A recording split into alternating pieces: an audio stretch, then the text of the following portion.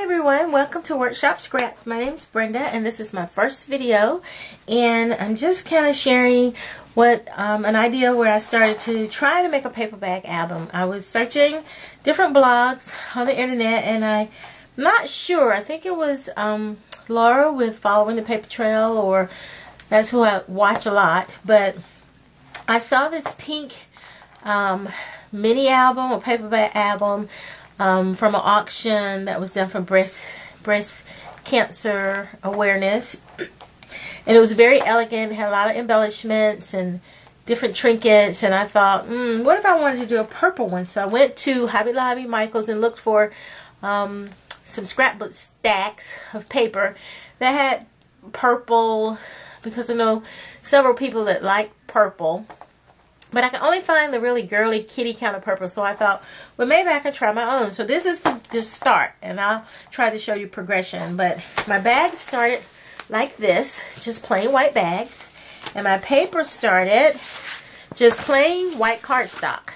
And so I have the Cricut Imagine and Cricut Expression, and also the Cricut Expression 2, which I haven't used yet. But I figured if the Cricut Imagine could have white paper and color it, then I could just start with white paper and stain it or color it any way I want. So I started with the plain bags, and I'll give you an idea of what I have. And every few days I try to make some kind of cardstock and try to use acid-free products so it can be as scrapbook friendly as possible. But I took my bags, and I'm using the paper bag construction method from Kathy Orta with Paper Phenomenon.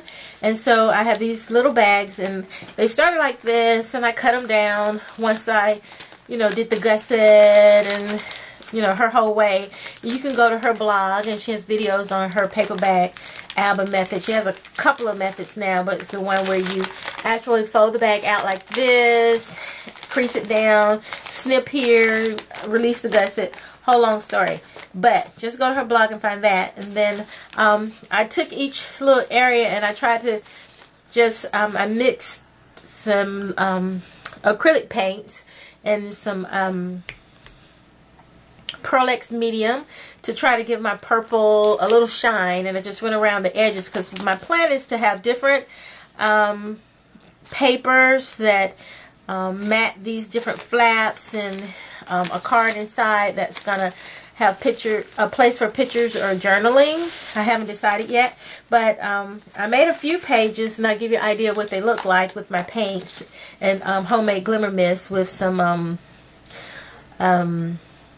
it's not Pearl X, it's it slips me now, but I'll tell you later if I can figure it out. But this is one, I don't know if it will focus, but it's just a very light distress with a Tim Holtz kind of distress ink kind of pad. I use some purple inks, and then glimmer misted. I used frayed burlap to kind of shade the edges. Then I use a stamp, random stamped it with love and purple, that has a swirl stamp. If you can see that, it's prettier than it may appear on camera, but it has a really nice shimmer.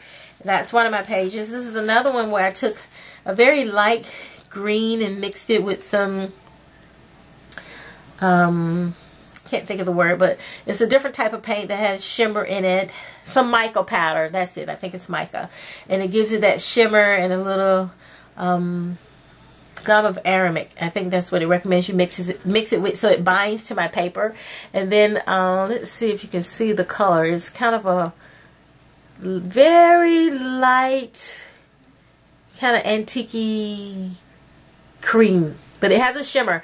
And then I took a I think they call it a second generation stamp. I have this stamp that I just left it on the sheet that it came on, all the different scrolls on it, and stamped it with a light purple ink, stamped off onto paper, and then stamped this sheet so it won't be so deep.